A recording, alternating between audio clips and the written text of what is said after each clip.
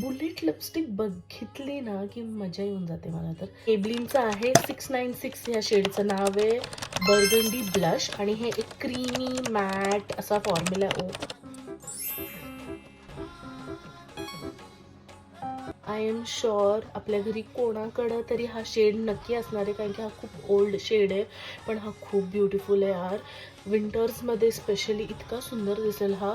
तुम्हाला गरज नाही आहे एवढ्या डार्क लावायची. तुम्ही काय करू शकता, एक कॉटन पॅड घेऊ शकता किंवा फक्त डॅप करूनही तुम्ही ही लिपस्टिक लावू शकता आणि तरीही ती खूप सुंदर दिसेल.